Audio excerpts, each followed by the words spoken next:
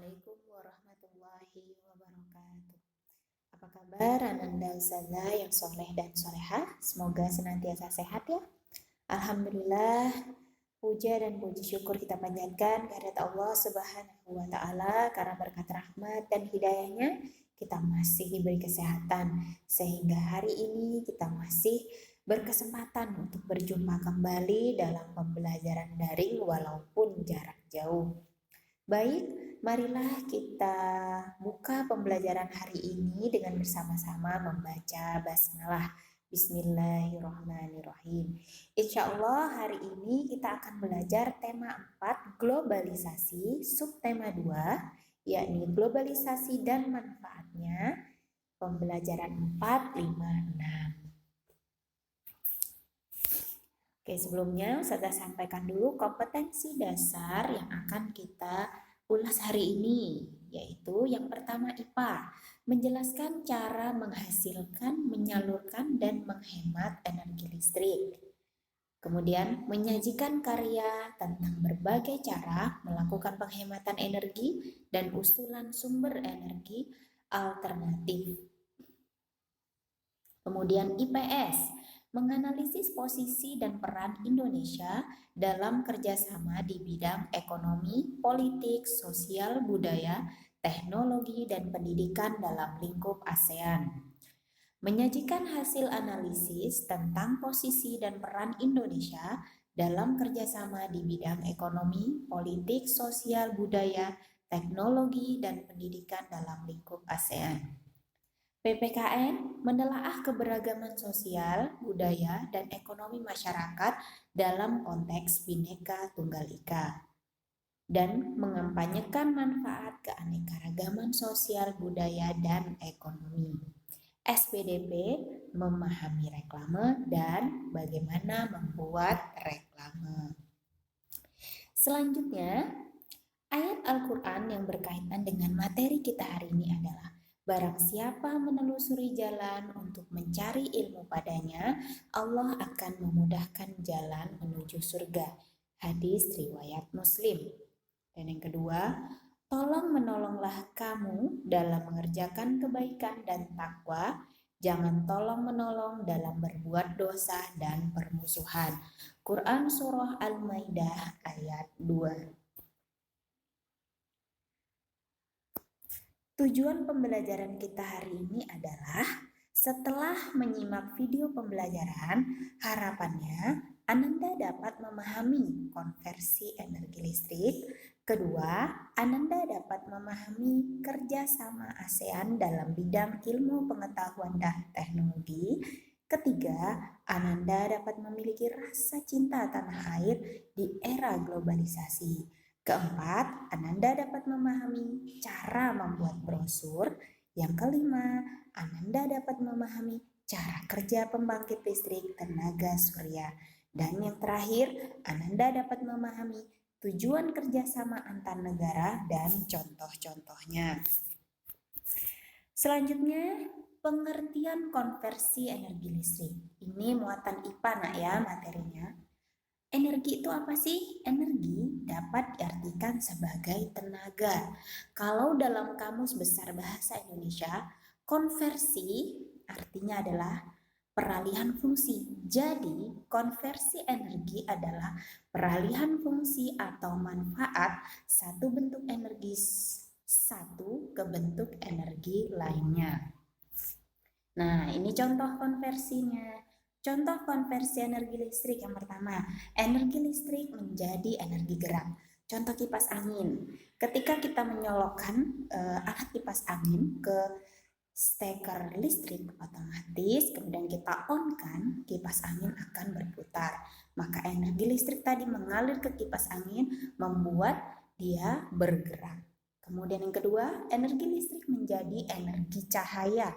Contohnya adalah lampu. Ketika lampu disalurkan ke listrik, otomatis kita on-kan, lampu pun menyala, memberi cahaya di kegelapan. Selanjutnya, energi listrik menjadi energi panas. Contoh setrika. Tahu nak ya? Insya Allah kalian bisa ya memberikan contoh-contoh lainnya. Selanjutnya, muatan IPS, bentuk kerjasama ASEAN dalam bidang ilmu pengetahuan dan teknologi. Yang pertama, pertukaran pelajar antar negara ASEAN dalam program studi mobility yang memberikan informasi tentang universitas terbaik di ASEAN. Nah, bagus nak ya kalau kita punya kerjasama seperti ini. Ketika kalian sudah lulus SMA nanti, kita jadi punya informasi mau lanjut ke universitas mana yang baik di luar sana di sekitar kawasan ASEAN. Yang kedua, Biotrop, Regional Central Tropical Biology, atau Pusat Penelitian untuk Biologi di Bogor. Keren nak ya. Yang ketiga, Nexam, Regional Center for Education, Science, and Mathematics. Nah, ini tempat kita belajar sains tentang keipaan dan matematika. Dan yang keempat, RELT, Regional English Language Center, Pusat Pendidikan Bahasa Inggris di Singapura. Nah, yang mau ditingkatkan lagi bahasa Inggris bisa nih di Singapura. Dan yang kelima, SERCA, Regional Center of Graduate Study and Research in Agriculture, atau Lembaga Penelitian dan Pengkajian Pertanian di Los Buenos. Selanjutnya, muatan PPKM. Di dalam diri kita seharusnya memiliki rasa cinta terhadap tanah air. Rasa cinta terhadap tanah air itu seperti apa? Nah, yang pertama, di dalam diri kita harus memiliki rasa kebanggaan. Bangga bahwa kita adalah warga negara Indonesia. Kemudian di dalamnya juga ada rasa menghargai hasil ciptaan negeri kita sendiri. Contohnya apa? Nah, ada batik buatan sendiri anak ya. Kemudian rasa menghormati, saling menghormati adanya banyaknya suku budaya di Indonesia. Kemudian loyalitas, dan yang terakhir rasa memiliki antara satu dan yang lainnya.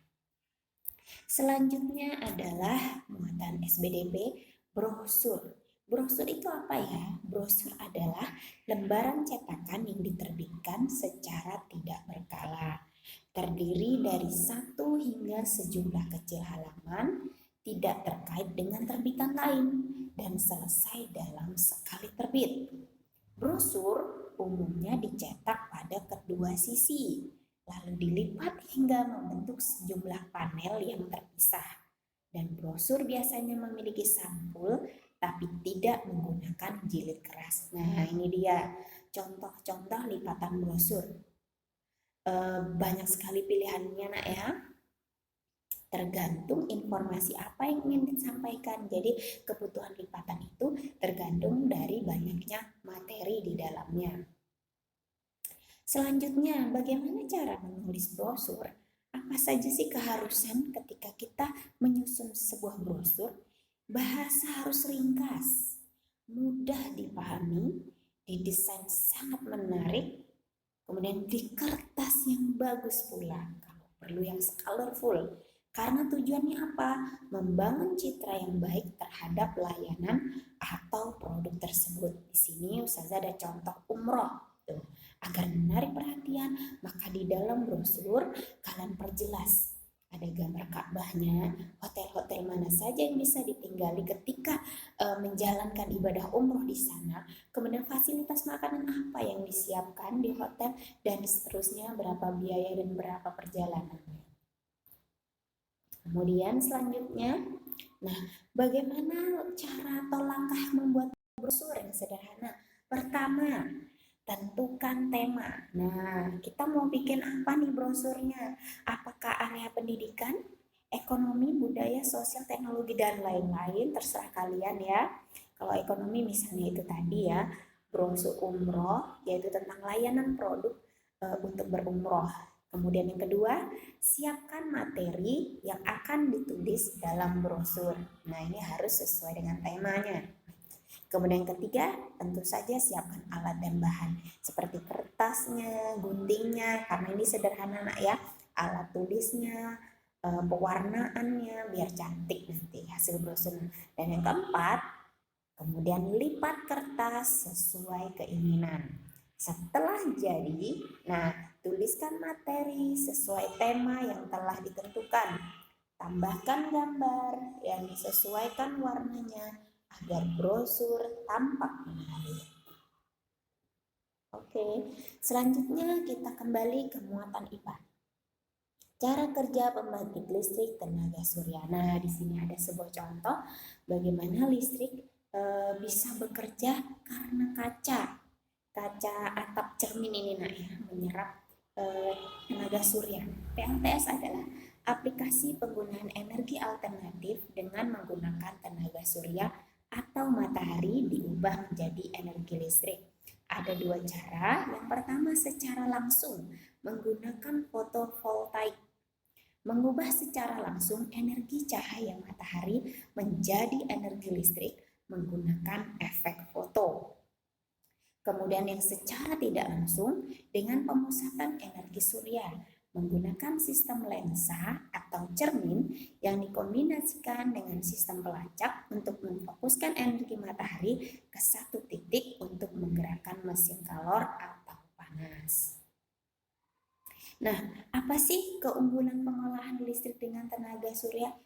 Yaitu ramah lingkungan, yakni tidak menghasilkan polusi yang beresiko mengganggu ekosistem.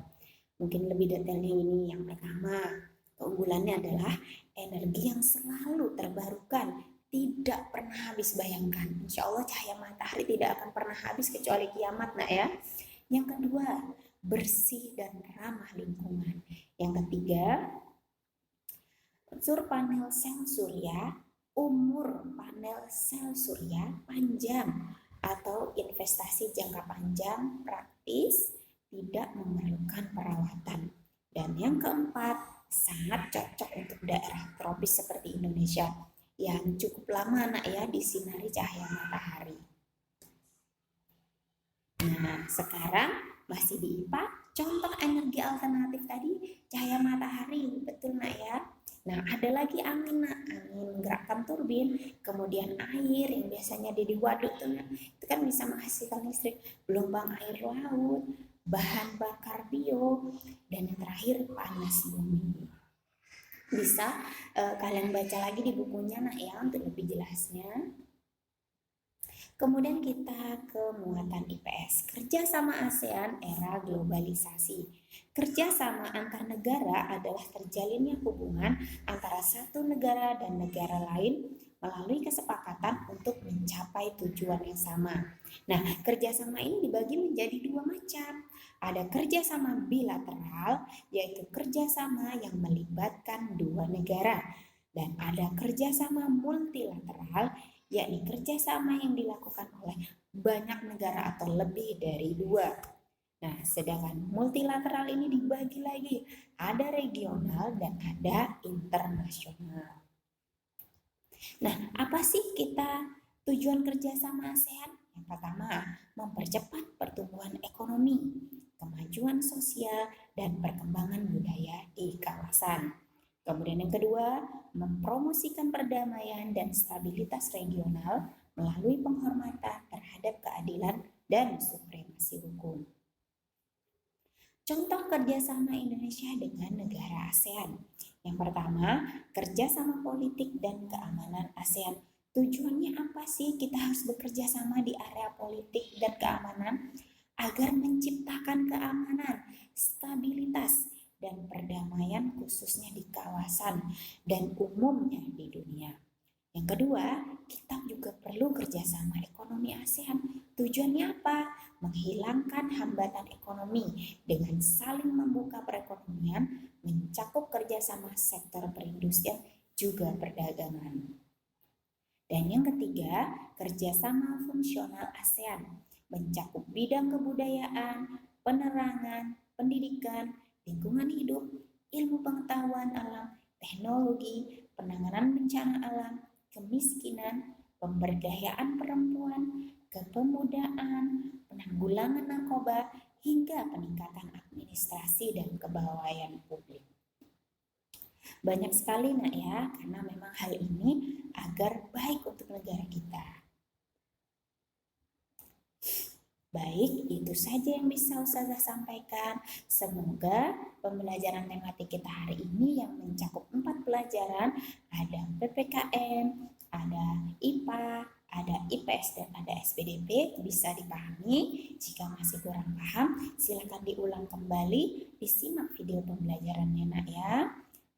Alhamdulillah kita akhiri pembelajaran kita hari ini dengan bersama-sama membaca hamdalah alhamdulillahirobbilalamin, dan Ustazah ucapkan terima kasih karena telah memperhatikan dengan baik, senantiasa jaga ibadah dan jaga kesehatannya ya soleh dan soleha. Wassalamualaikum warahmatullahi wabarakatuh.